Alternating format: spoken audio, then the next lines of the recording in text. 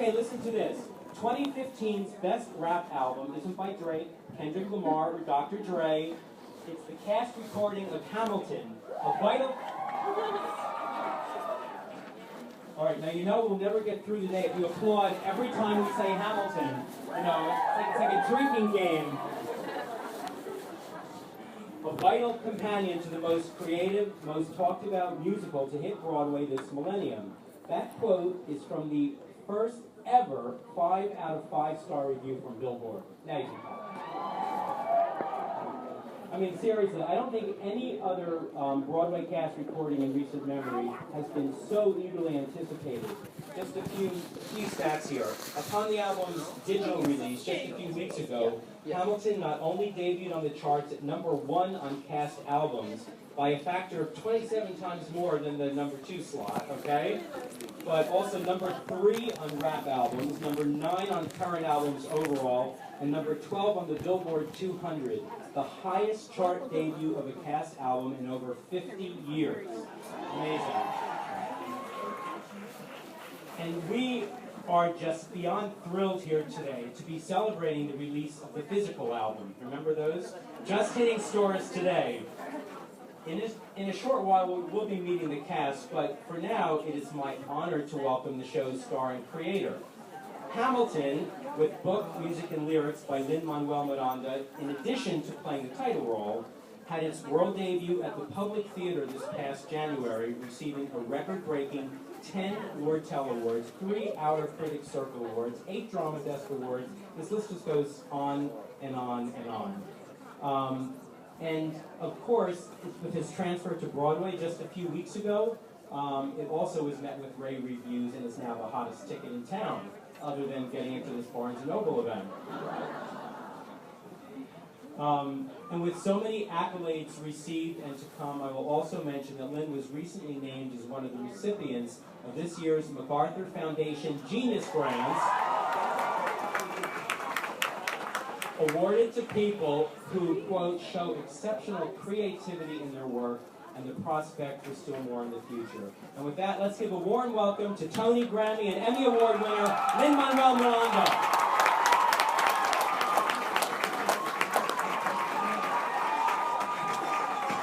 Yeah! Hi.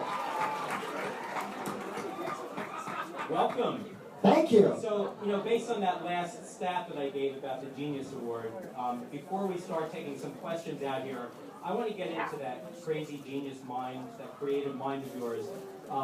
When I left Hamilton, the show, I mean, besides having had the most incredible theatrical experience I can remember in a very long time, I ran right to a bookstore, I won't tell you which one, and I bought a copy of Ron Chernow's biography of Alexander Hamilton. And I just read the first page, and I thought, I want to hear about your creative process. When you started reading that book, what went on in that head that said musical to you, and how did all this come out of that? Oh, like you do. It's interesting. I was on my first vacation in the Heights, actually. I grabbed the book at random from the biography section of a bookstore. And God bless the bookstores. If you knew the hours I've logged in the humor section of this Barnes & Noble alone, just sitting on the floor reading Garfield books. But I grabbed the book, and I knew what most people know about Hamilton. I knew that he was the guy on the 10. I knew he died in a duel. I'd written a paper about it in school at some point, and I didn't know he was an immigrant. I didn't know, or much less an immigrant from the Caribbean, where my family is from. And when I got to the part where he writes a poem, and the poem is what gets him off the island, I thought, well, that's a hip-hop story. I mean, that's writing about your struggle and writing about it so well that you transcend your circumstances. And then I just felt like a mosquito that hit an artery. Like, once I had that idea, every single sentence that came afterwards was like, this is hip-hop, and this is hip-hop.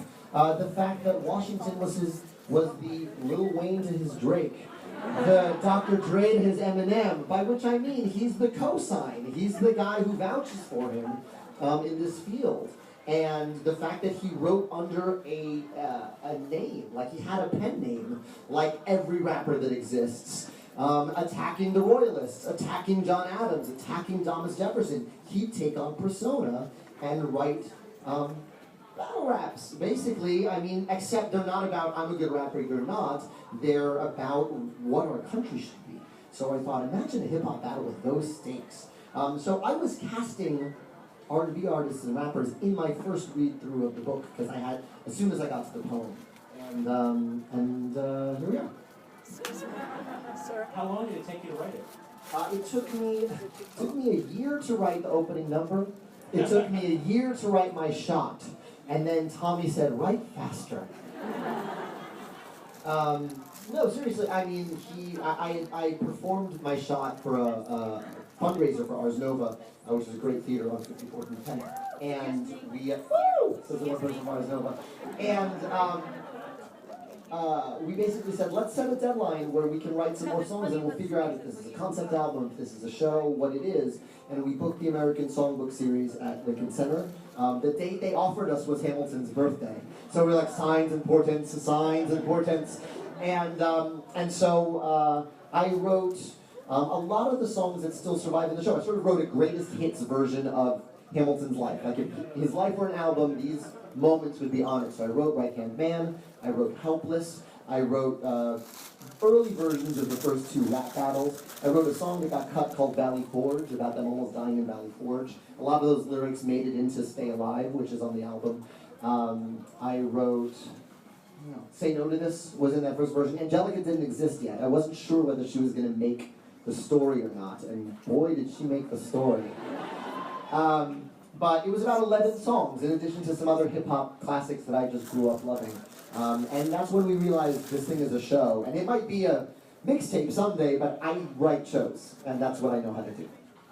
Well, actually, on that note, I'm gonna go even back before Hamilton and before In the Heights.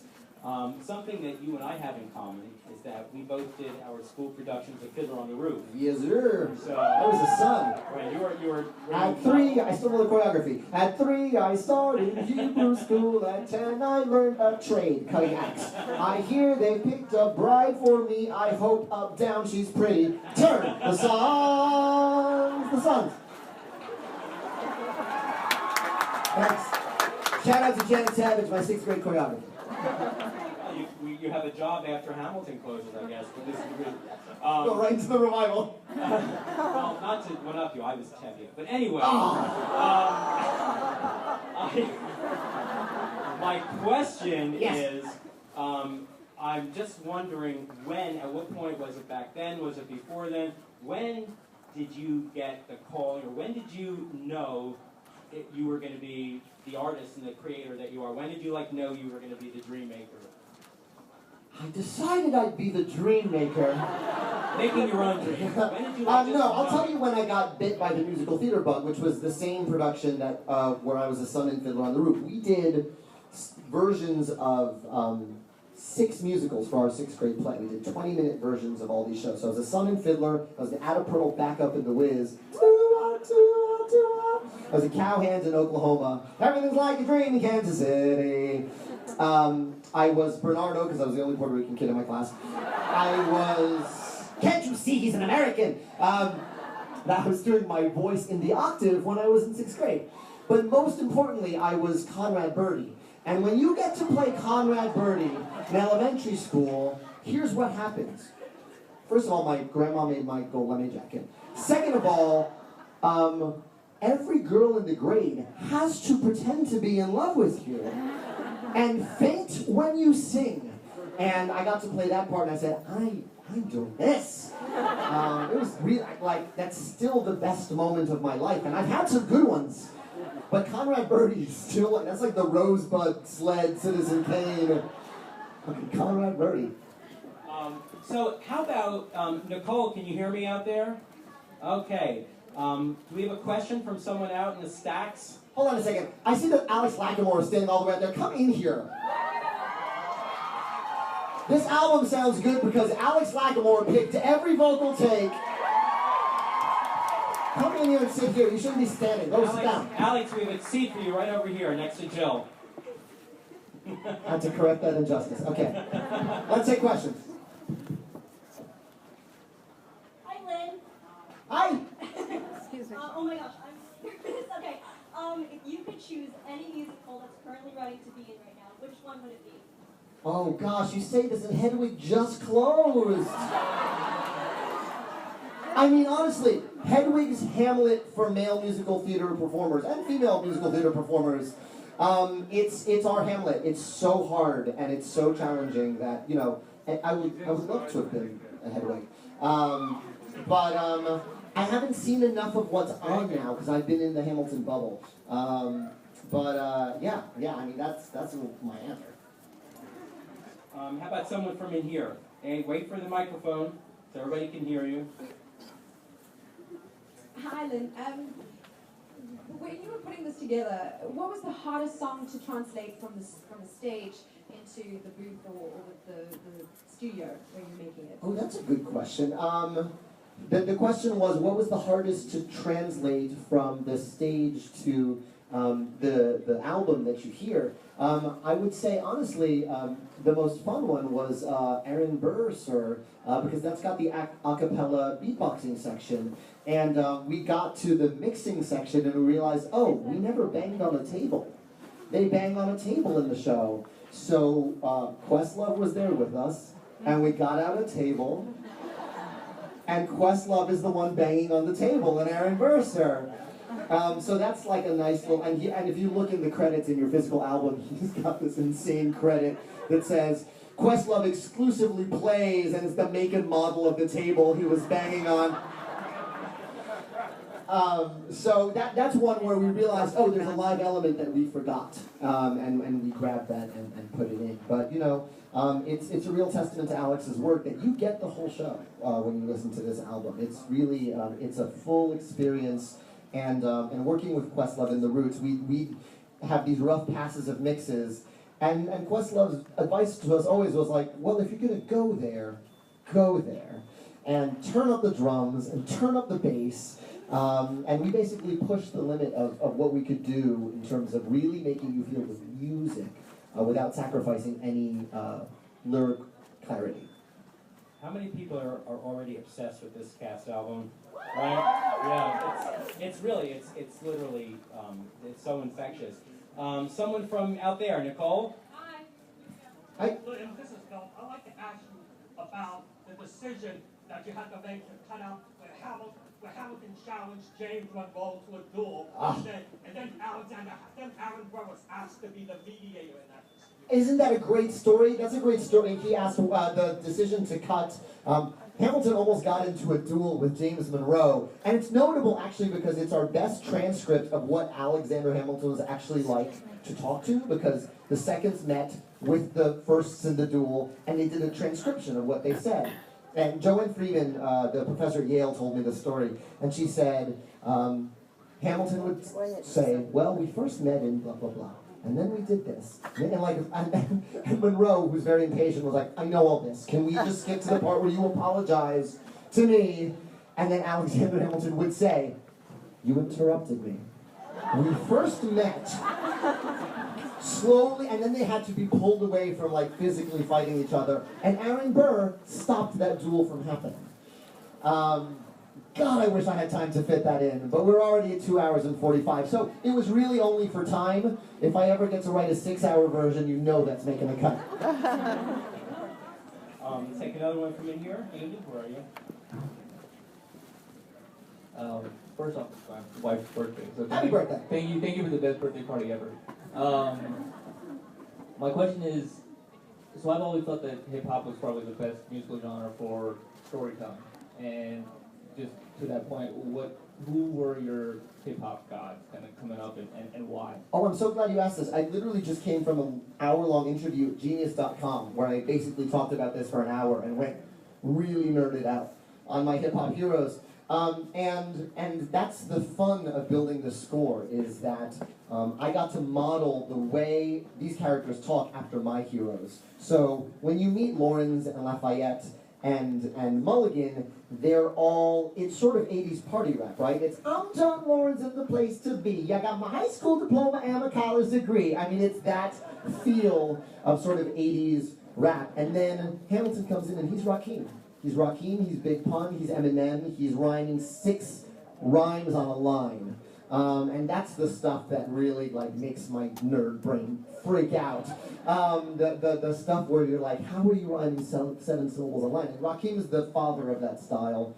Big Pun is one of my favorites who works within that style. And to a person, you know, the first notion I had was Hercules Mulligan's Busta Rhymes in my head. I released my first demo for my shot yesterday, and you hear me doing a Busta Rhymes impression. I'm like, I'm only joking, but you see how deep the trouble get? They take our money, then expect us to put up with it. You know, so when Busta Rhymes came to the show, that was the most, everything has been easy since then, because he was in the front, and you can't ignore him. Busta Rhymes.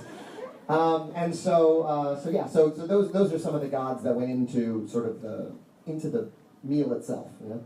You know, that actually, I have a follow-up to that, something that I had wanted to ask.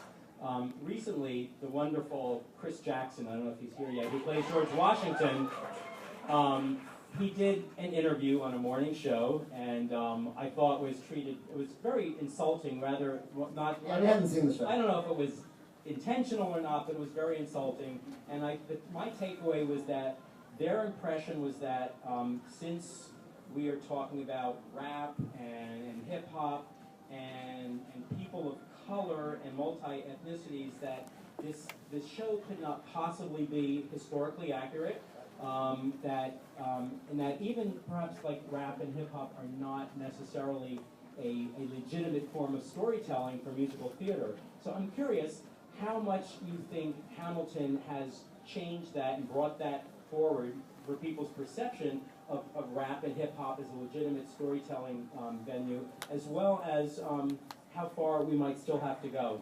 Well, I always set that premise. I mean, if anyone, you know, anyone who hears the score knows it's the only way to tell his story. There's not another musical genre that would fit it, in which Hamilton could be given full expression. And frankly, hip hop has been around for 40 years. So anyone who is like, oh, hip-hop's not music, is living in their own bubble of their own creation. I go all over the world and I hear Somalian hip-hop, I hear Australian hip-hop. It is the music that people who struggle identify with the most. And it's transcended global culture. So anyone who still doesn't see it as a legitimate form of expression, they're in a bubble of their own making.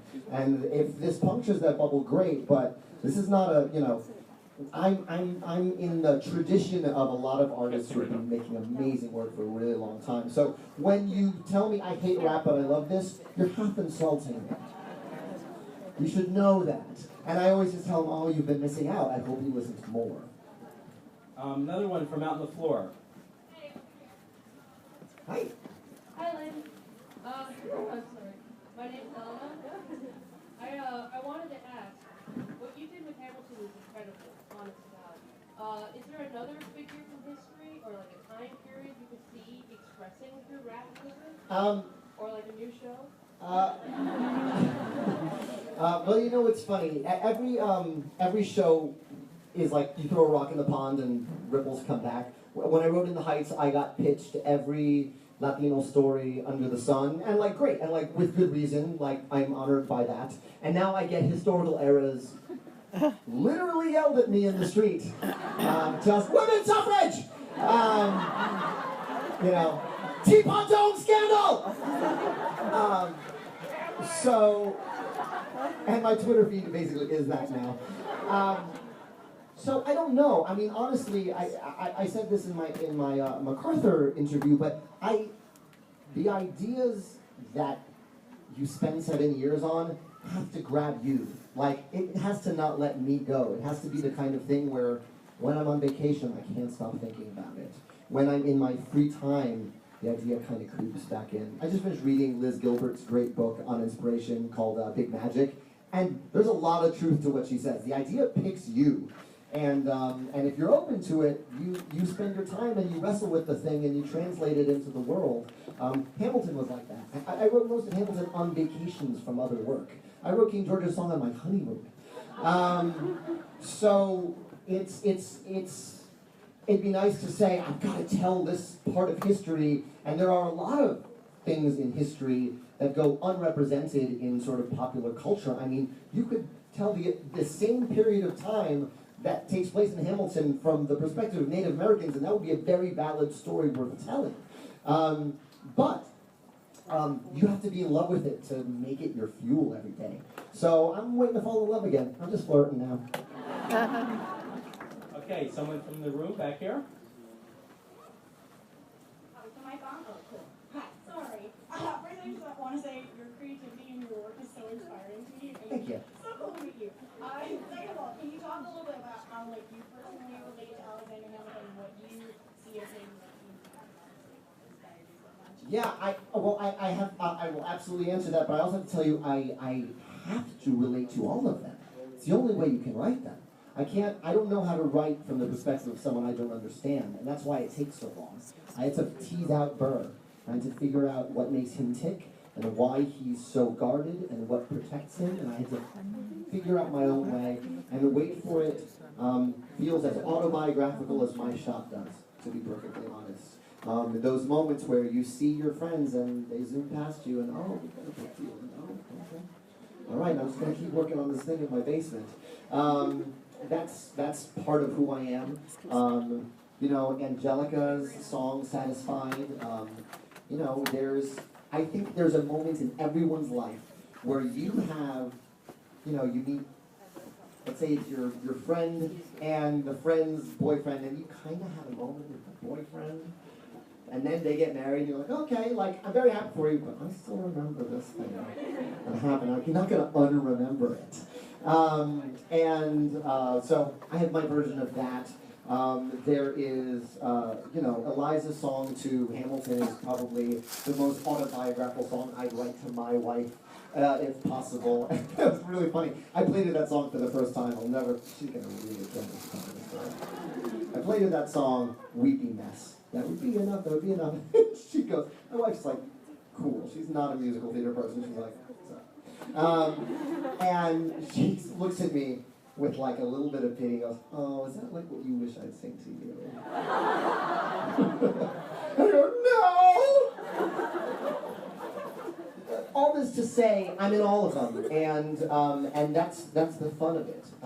You know, I definitely hear that ticking clock that Hamilton hears in terms of trying to get all the ideas out of my head with the time we have on this earth. I think that's where I relate to Hamilton the most. But I also relate to Washington when he's scared of messing up.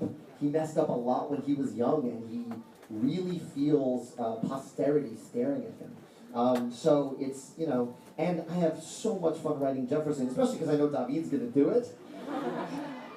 And so when I got to write, you know, the last thing I put into Hamilton was like, was the line, I mean, you got to put some thought into the letter, but the sooner the better to get your right-hand man back. Because I just wanted David to do one more fast rap. It's totally gratuitous. But I just wanted to give him more fuel for that amazing engine. Speaking of which, you ever get tongue-tied on stage? Constantly. I haven't done a perfect show yet. The other day, a couple weeks ago, I switched the letters of Lawrence and Mulligan in Right Hand Man, and so I went, we are outgunned, outman. You need all the help you can get. I have some friends born long ago. Okay, what else? I mean, every night I mess up something. There's just too many lines. I'm too good a writer. Another question from Matt on the floor.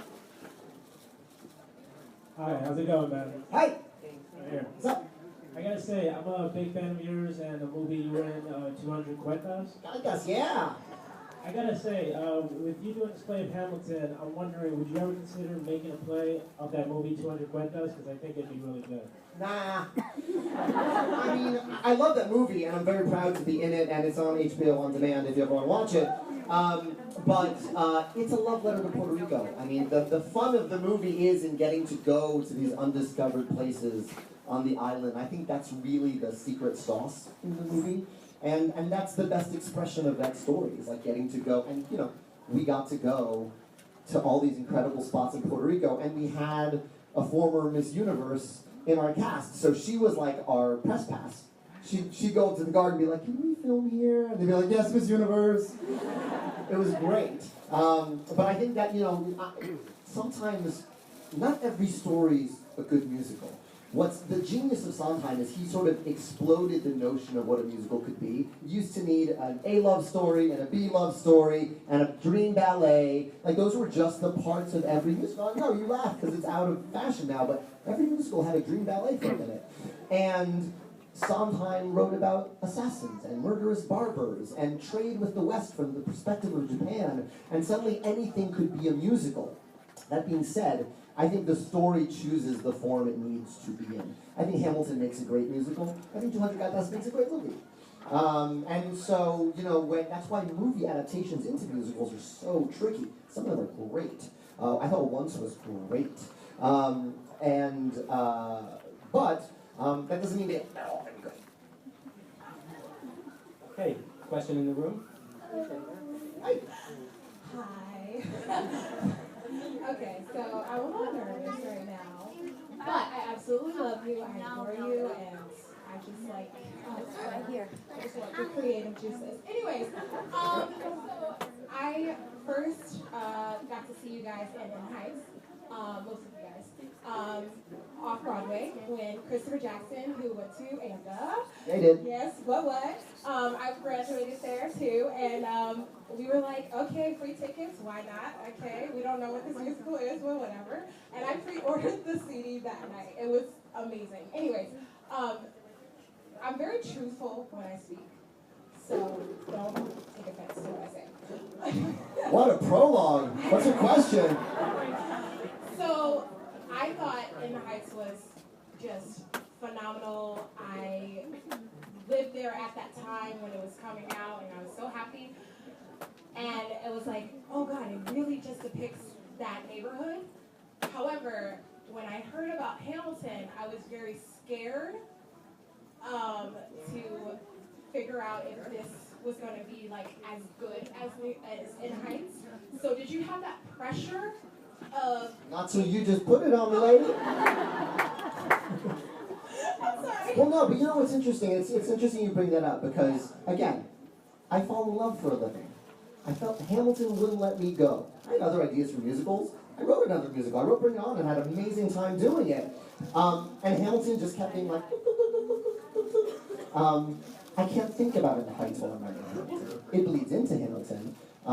But I also can't think about what you think about Hamilton, or what you think about Hamilton. I have to write what I fall in love with. My next musical, who knows what it's going to be about? You may not like it as much as In the Heights, you may like it as much as Hamilton, but you do need to know that it's something that wouldn't let me go. And that's the fun of following artists. My favorite Kendra and Ebb musical was this last one, The Visit.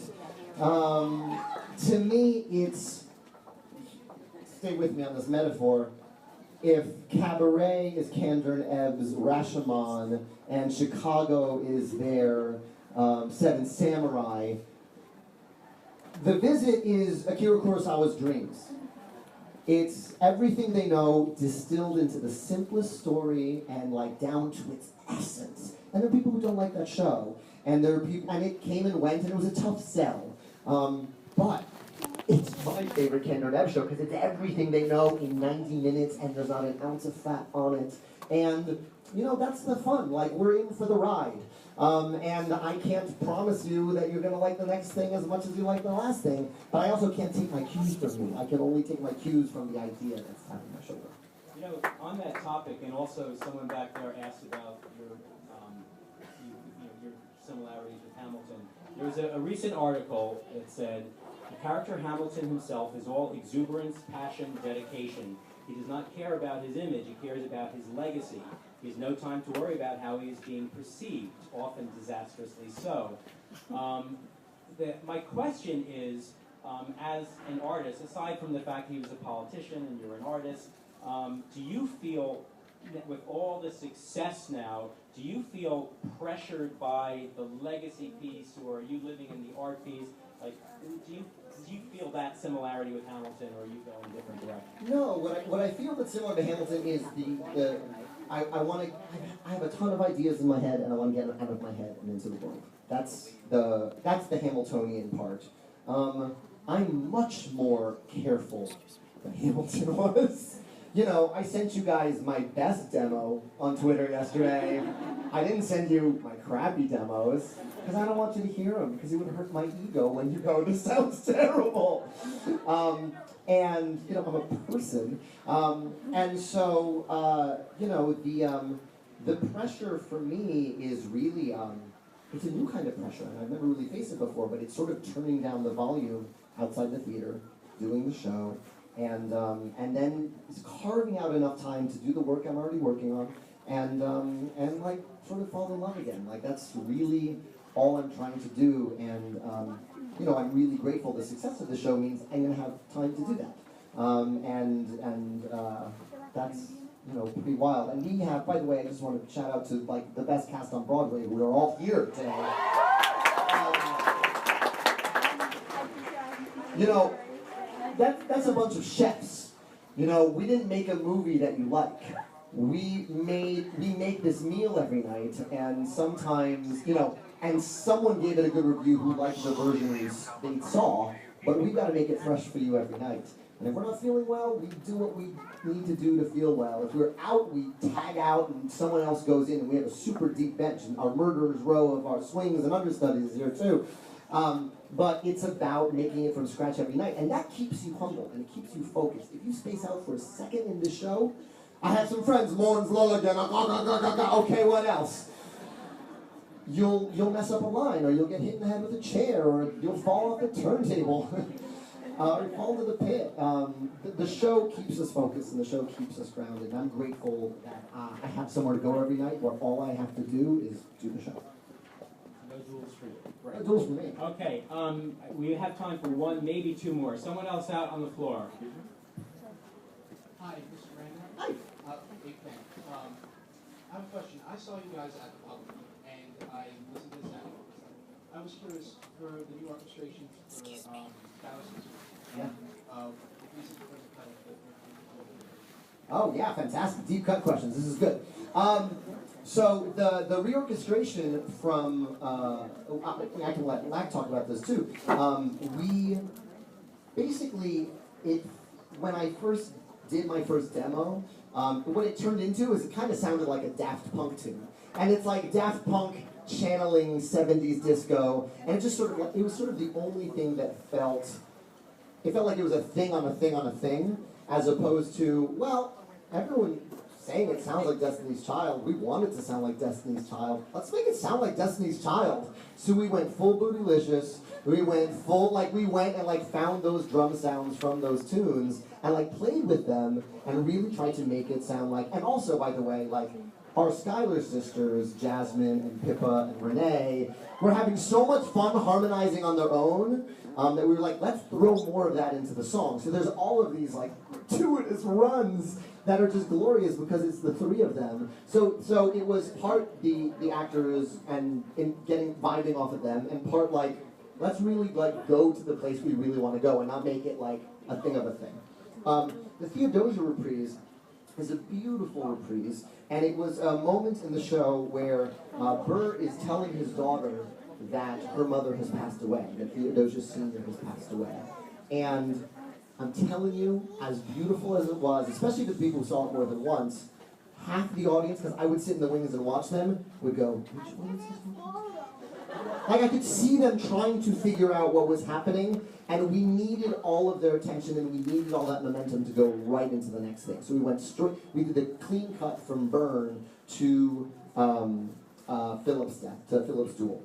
And it's in line with the cut we made early in previews, which was, I had this whole John Adams rap. Yeah, I know, you all saw it online, I know. It's a great song, and it was so much fun to write, but John Adams was never on stage. Just like John Adams was never on stage, Theodosia was never on stage. So let's save that real estate for all the people we know and can put a face to. So John Adams got cut to one joke. And Theodosia remains an orphan of my daughter. But yeah, that's what the thinking that went into this. Well, I tell you, listening to that, it's just a reminder of what an amazing, complex, creative piece this is. And we're just so grateful to have you here today. And before we bring the cast out, we just want to thank Lin one more time for taking. Thank you guys. Thank you all the way in the back. I'll see you. We'll warm up my hand for y'all. So we're going to ask that you all just be patient for 1 second. And we're now going to meet the cast of Hamilton, and we're going to invite the press in as well. Are you guys ready? Yeah! Okay, let's give a big welcome to the cast of Hamilton.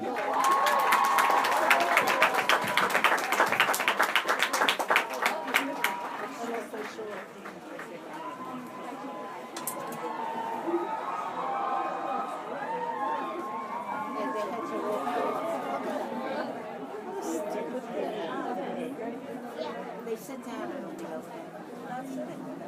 Well, yes, there were chairs behind them. If everyone could please be seated so that the press can get their shot. Thank you. And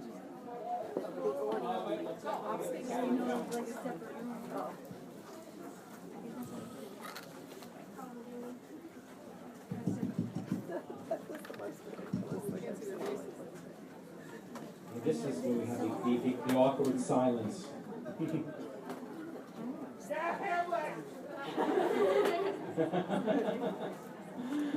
Center section, please put your cameras down. We'll give you a second to get a shot. Wants to get a shot at that. Well, if you're in the room, I think you can see the heads. Yeah, I think so. Excuse me, sir. You know, you can't see anything. They've cut the heads off. Did you tell them? You want me? Yeah, just tell them that the heads are cut off because of where the camera is. Well, maybe you can tell somebody. No. They're going to song for the people who saw it first. Then you have to have a band. And then I think we'll there's a one of the And do you guys want to come up and get some close-ups too? And someone, yeah. Why don't you guys come up to the front as well? Because we won't be able to do it at the table, so we can get some.